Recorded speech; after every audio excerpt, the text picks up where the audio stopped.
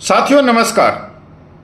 साथियों, एक English online अखबार है, न्यूज़पेपर है, उसमें 8वें वेतन आयोग से संबंधित एक खबर आई है। इस खबर के अनुसार करोड़ों कर्मचारियों की उम्मीदों पे पानी फिरता नजर आ रहा है। अगर मैं पूरी खबर की बात करूं तो करोड़ों कर्मचारियों को 11,000 वोल्टेज का झटका है, करंट है।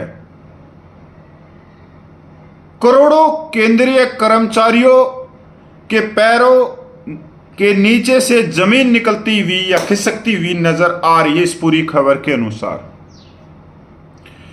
साथियों, जो आप देखते हो या जो आपको कहते हैं बल्ले बल्ले, आपका जो वेतन पेंशन है वो 18,000 रुपये से 57,000 चला जाएगा, 67,000 चला जाएगा। या आप हेलीकॉप्टर ले लोगे, आप फॉर्चूनर गाड़ियां ले लोगे, बड़ी बड़ी सिटियों में 2-2, 3-3 एकड़ की कोठियां ले लोगे, विदेश के अंदर आपके बंगले होंगे, आपके बच्चे फॉरेन में पढ़ेंगे। तो साथियों, ये भ्रम है, ये भ्रम है। मैं तो यहां तक सोच रहा हूं, जो आपने अगर पर्सनल लोन भी लिया होगा बैंक से, या आपने कोई 10-20 लाख रुपये मकान बनाने के लिए लिए होंगे, और आप उम्मीद लगा के बैठे हो कि 8वें वेतन आयोग में आपका वेतन या आपकी पेंशन बढ़ जाएगी और मैं उस लोन को उतार दूंगा, तो ये जो ख्वाब है इसको जल्दी से अपने दिमाग से निकाल दो। क्योंकि 8वें वेतन आयोग में जो सरकार है वो करोड़ों कर्मचारी पेंशनर के हकों पे पंजा मारेगी। और अब की बार एक बड़ी उम्मीद भी है इस सरकार से कि ये पंजा मारेगी, ये बढ़ाएगी कुछ नहीं। क्योंकि 7 पे कमीशन में वेतन और पेंशन सिर्फ 14% की बढ़ोतरी हुई थी।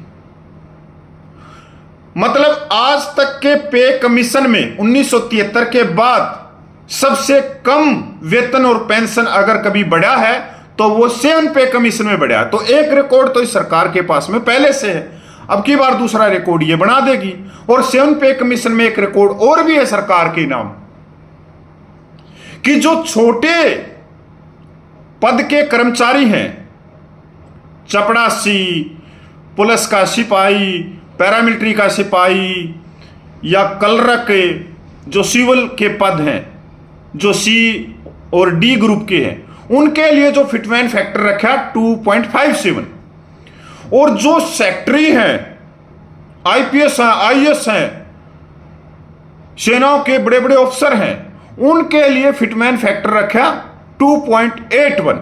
मतलब जिसका वेतन और पेंशन कम थी उसको कम फिटमेंट फैक्टर दिया गया, और जिसका वेतन ज्यादा था उसको ज्यादा फिटमेंट फैक्टर दिया गया। ये रिकॉर्ड 7 पे कमीशन में, क्योंकि 7 पे कमीशन में 2.57 से लेके 2.81 तक फिटमेंट फैक्टर गया था। तो साथियों, मैं जो फाइनेंशियल एक्सप्रेस की जो खबर आई हुई है मैं आप लोगों के सामने रखना चाहता हूं। इसमें बहुत ही गहराई से ये खबर छापी हुई है, क्योंकि देखो ये हमारे से भी बड़े विशेषज्ञ होंगे। क्योंकि देखो, बुजुर्ग हैं जिनके बाल सफेद हो गए होंगे, बड़े बड़े पदों से रिटायरमेंट आए होंगे, या जिनने पत्रकारिता करती हुई 35-35, 40-40 साल हो गए होंगे और हर चीज का ज्ञान रखते होंगे। तो ये बहुत जरूरी होती है, क्योंकि ये ऐसी में जो न्यूज लेके आता हूं मैं, ऐसा नहीं हूं कि उसने एक बार पढ़ी और आप लोगों को नहीं, बहुत गहराई तक जाते हैं कि इन्होंने कितना अध्ययन किया होगा, और जब इन्होंने इसको कागज के टुकड़े पे लिखा होगा। हमारी तो सिर्फ 2 मिनट लगती हैं इस न्यूज को पढ़ने के लिए, पर जिन्होंने ये लिखी है उन्होंने कितनी मेहनत, कितना अध्ययन, कितना समय लगाया होगा इस न्यूज के ऊपर। तो साथियों चलते हैं। इसका टाइटल है 8वां वेतन आयोग, कर्मचारियों की उम्मीद के मुताबिक वेतन में क्यों नहीं हो सकती बढ़ोतरी, फिटमेंट फैक्टर का सच जाने।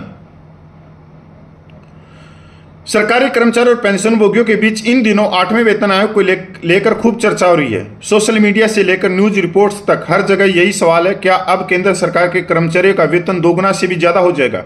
इसका जवाब जितना आसान लगता उतना नहीं है, जो मैं कह रहा था। दरअसल फिटमैन फैक्टर को लेकर आम धारणा पूरी तरह से सही नहीं है। फिटमैन फैक्टर दरअसल एक गुणांक होता है जिसे मौजूदा मूल वेतन से गुणा किया जाता है। इसी के आधार पर नया मूल वेतन तय होता है। 7वें वेतन आयोग में यह फैक्टर 2.57 से 2.81 था, जिससे न्यूनतम वेतन 7,000 रुपये से बढ़कर 18,000 रुपये हो गया था। और उस समय जो डीए था 125% था, मतलब 7,000 के ऊपर डीए भी था 125%, तो टोटल 15,000 से ऊपर वो उस समय ले रहा था। और 15,000 जब वो ले रहा था तो 7,000 को बढ़ा के 18,000 कर दिया, तो डीए तो जीरो हो गया। तो उसको सिर्फ पे 2,200-2,300 रुपये की बढ़ोतरी हुई सेवन पे कमीशन में। बहुत अच्छी तरह से छापा है। लेकिन क्या इससे पूरा वेतन 2.57 का गुणा बढ़ गया? नहीं। दरअसल उस समय कुल वेतन में औसतन सिर्फ 14.3% की बढ़ोतरी हुई थी। एम्बिट कैपिटल की एक हालिया रिपोर्ट के अनुसार, जो मैं पहले भी इस रिपोर्ट के बारे में बता चुका हूं, 8वें वेतन आयोग में फिटमैन फैक्टर 1.80 से के बीच रहने का अनुमान है। यानी अगर किसी कर्मचारी का मौजूदा मूल वेतन 50,000 रुपये है तो नई सिफारिश के अनुसार यह 91,500 रुपये से 1,23,000 रुपये के बीच हो सकता है। मतलब उसका डीए भी है इस 50,000 के ऊपर। लेकिन वास्तविक वेतन वृद्धि इससे भी कम हो सकती है। क्यों? इस लाइन को मैं फिर पढ़ूंगा। लेकिन वास्तविक वेतन वृद्धि इससे भी कम हो सकती है। क्यों? जब 8वें वेतन आयोग को लागू किया जाएगा तो महंगाई भत्ते को मूल वेतन में समायोजित किया जाएगा और फिर उसे पूर्ण निर्धारित किया जाएगा। मतलब जीरो कर दिया जाएगा, चाहे उसमें मिला लो, वो मतलब उसके वो चलेगा। एम्बिट की रिपोर्ट के अनुसार यदि फिटमैन फैक्टर 2.46 तक भी हो तो वास्तविक वेतन वृद्धि केवल 30% से 34% के बीच होगी। कोटक इंस्टीट्यूशनल इक्विटीज की रिपोर्ट तो यहां तक कहती कि अगर सरकार फिटमैन फैक्टर को न्यूनतम 70 यानी 1.8 पर रखती है तो वास्तविक वेतन वृद्धि सिर्फ 13% तक सीमित रह सकती है। यह उन लोगों के लिए बड़ी निराशा हो सकती है जो 2 गुने या 2.5 गुने वेतन की उम्मीद कर रहे हैं। वेतन आयोग, फिटमैन फैक्टर, वेतन अनुमानित वृद्धि, वास्तविक वृद्धि। वेतन आयोग 6 में 1.86 का फिटमैन फैक्टर मिला था और 86% वेतन अनुमानित वृद्धि हुई थी। वास्तविक वृद्धि थी 20 से 25%। सेवन पे कमीशन में जो फिटमैन फैक्टर था 2.5 से 2.81, वेतन में अनुमानित वृद्धि थी 157%, वास्तविक वृद्धि थी 14.3%। 8वां अपेक्षित 1.83 और 2.46 फिटमैन फैक्टर हो सकता है इनके बीच में। और अनुमानित वृद्धि 83% से 146%, अपेक्षित 30% से 34%, एम्बिट 13%, कोटेक। यह स्पष्ट है कि फिटमैन फैक्टर का सीधा अर्थ कुल वेतन में वृद्धि नहीं है जितनी आम जनता मानती है। सरकार ने अभी तक 8वें वेतन आयोग के संदर्भ सत्रों की औपचारिक अधिसूचना जारी नहीं की है। यह एक प्रक्रिया में 7वें वेतन आयोग के काफी बाद में। पर मैं बताना चाहता हूं कि कल केंद्रीय कर्मचारियों के संगठन और पब्लिक ग्रीवेंस एंड पेंशनर मंत्री, कैबिनेट मंत्री श्री जितेंद्र सिंह जी के साथ में एक मीटिंग हुई है और मीटिंग बहुत ही अच्छे वातावरण में हुई है। और अच्छे वातावरण की यही रिपोर्ट आ रही है कि कर्मचारी संगठनों ने एक फिटमैन फैक्टर और डीए मर्ज की बात और कम्यूटेशन की बात और जो भी उनकी मांगे थी वो उनके साथ में चर्चा करी है माननीय मंत्री जितेंद्र सिंह के साथ में। 8वें वेतन आयोग को 1 जनवरी 2026 से लागू होना था, लेकिन आयोग के सदस्यों की नियुक्ति आधिकारिक अधिसूचना जारी होने में देरी को देखते हुए इसका वास्तविक कार्यान्वयन अब 2027 तक खिसक सकता है। 2027, और मैं कह रहा हूं 2028 के लास्ट तक जाएगा, 2029 के लास्ट या 2029 के शुरू तक।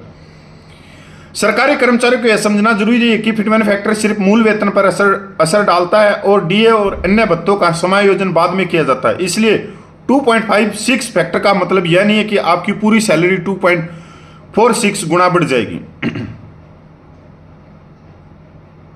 साथियों नमस्कार, ये पूरी रिपोर्ट थी और ये करोड़ों केंद्रीय कर्मचारियों को निराश करने वाली रिपोर्ट है। मतलब इन्होंने तो बिल्कुल सच छापी है, पर ये एक झटका है और मैंने पहले ही बता दिया शुरू में कि सरकार झटका देगी, क्योंकि कर्मचारियों के जो संगठन है, जो लीडर है, पता नहीं वो क्या कर रहे हैं, या वो उन्होंने हाथ खड़े कर दिया है, सरेंडर कर दिया सरकार के सामने। और अगर सरकार के सामने वो कुछ मांगे या कुछ अपना जोश ही नहीं दिखाएंगे तो सरकार देगी क्या उनको। तो अपनी मांगों के लिए अड़िग होना बहुत जरूरी है। बार बार रोना पड़ेगा, बार बार सरकार का दरवाजा खटखटाना पड़ेगा, तभी कुछ हो सकता है, नहीं तो 8वां वेतन आयोग की तो गई भैंस पानी में। साथियों नमस्कार, मैं पूर्व सैनिक कपिल फौजी।